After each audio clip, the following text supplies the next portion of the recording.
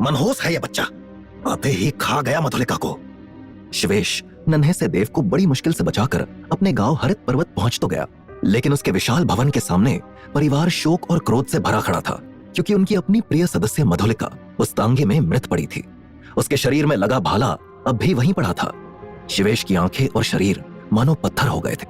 लेकिन दुखद यह था कि परिवार के अधिकतर लोग इस अनहोनी का जिम्मेदार मान रहे थे उस 2 साल के मासूम देव को।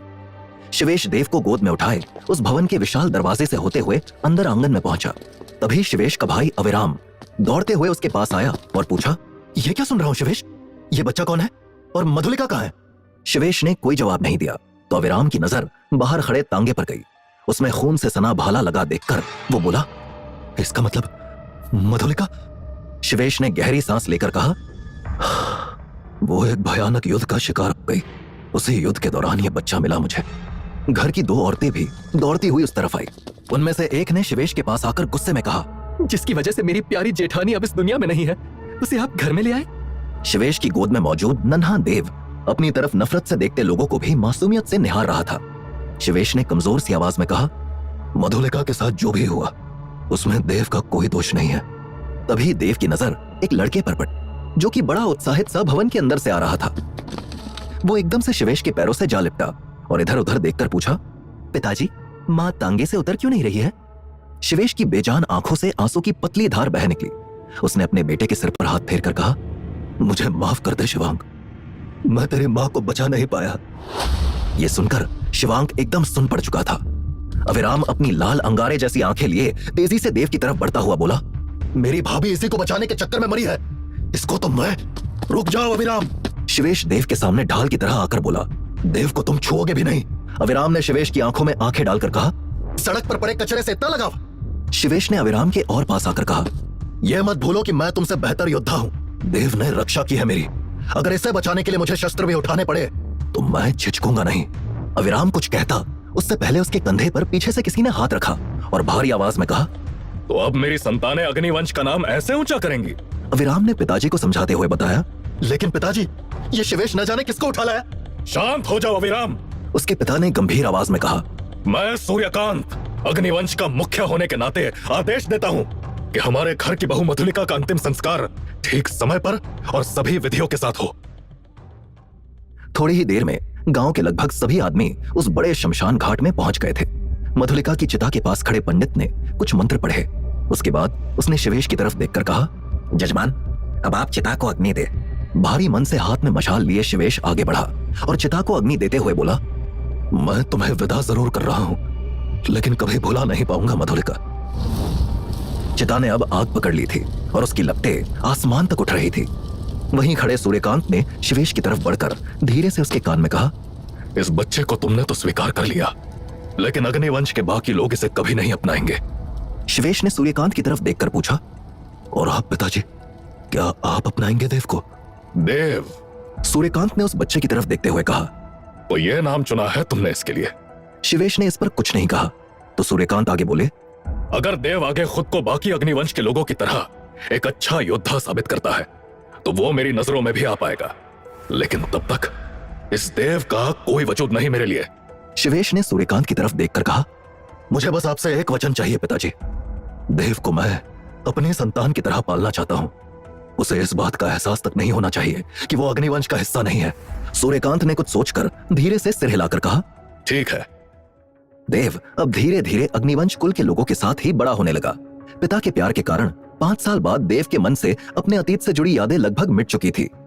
एक सुबह पतला दुबला देव लालच भरी आंखों से उस पेड़ की ऊंची टहनी पर लगे फल की तरफ देख रहा था कि उसे किसी का ताना सुनाई दिया, अब तुझे हमारे बागान में लगे फल भी खाने हैं।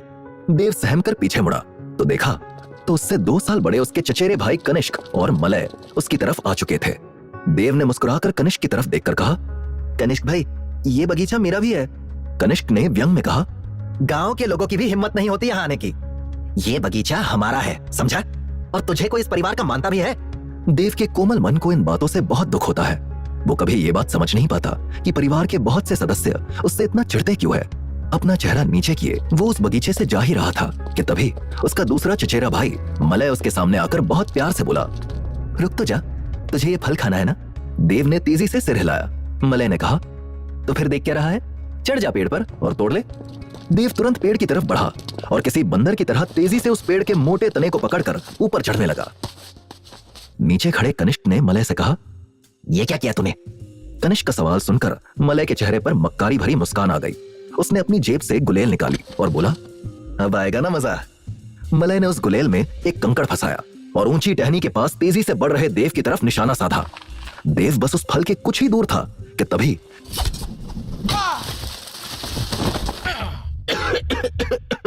जमीन पर गिरा देव बुरी तरह से खांस रहा था। तभी मलय ने देव के सीने पर अपना पैर रखकर कहा, बस यही जगह है तेरी हमारे परिवार में। हमारा नौकर है तू और हमेशा वही रहेगा। तभी पीछे से किसी ने मलय को जोर से धक्का दिया और वो भी धूल में जा गिरा। उसके बाद धूल में गिरे देव की तरफ वो नन्हा कोमल सा हाथ बढ़ा। देव ने ऊपर देखा, उससे बस 2 साल बड़ी लड़की उसी की तरफ देख रही थी। देव उसे देखकर मुस्कुरा दिया और उसका हाथ थाम कर उठ खड़ा हुआ।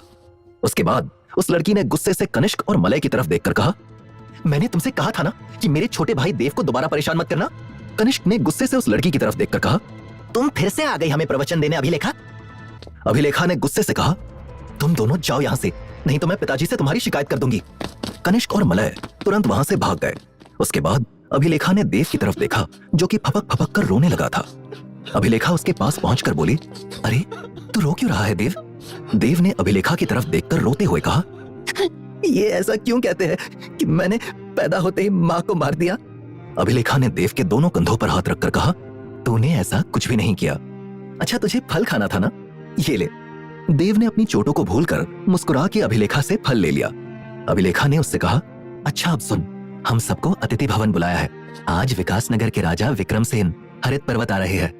तू फटाफट जाकर कपड़े बदल और चेहरा साफ करके उनका स्वागत करने के लिए वहीं आ जा। कुछ देर बाद देव और अभिलेखा बेहद भव्य अतिथि भवन के पास पहुंचे तो वहां पहले से ही देव के पिता शिवेश, उसका बड़ा भाई शिवांक और परिवार के बाकी सदस्य खड़े थे। देव को उस तरफ आता देखकर अविराम की पत्नी अनुप्रिया अपनी सुनहरी साड़ी का पल्लू ठीक करते हुए बोली, इसको यहाँ किसने बुला लिया? अब ये घर के बाकी लोगों के साथ राजा विक्रमसेन का स्वागत करेगा क्या? उसकी बात सूर्यकांत के कानों तक पहुंची जो कि सबसे आगे खड़े थे। उन्होंने अनुप्रिया की तरफ देखकर कहा, बहू, आज के दिन मुझे कोई हंगामा नहीं चाहिए। ये सुनकर अनुप्रिया ने मुंह बना लिया। देव और अभिलेखा भी बाकी सबके साथ जाकर खड़े हो गए थे।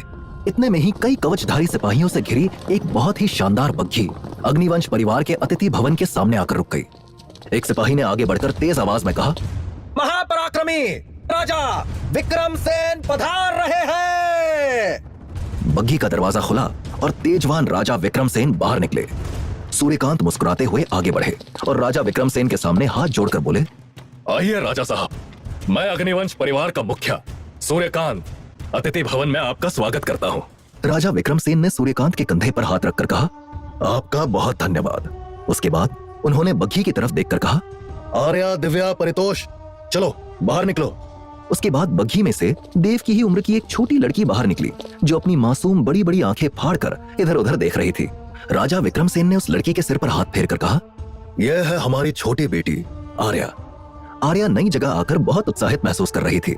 उसी उत्साह में वो थोड़ी तेज गति से आगे बढ़ी कि तभी एक पत्थर से उसका पैर हल्का सा टकराया। वो गिरने ही वाली थी कि तभी 2 हाथ आगे बढ़े और उन्होंने उसे संभाल लिया। आर्या की नजर उसे बचाने वाले की तरफ गई। देव उसे देखकर मुस्कुरा दिया। वो भी मुस्कुराकर मधुर आवाज में बोली, मुझे बचाने के लिए शुक्रिया। देव के पीछे ही भीड़ में कुछ ऐसे भी लोग थे जिन्हें आर्या और देव की बातचीत पसंद नहीं आ रही थी। वो थे अविराम के बेटे सक्षम, कनिष्क और मलय।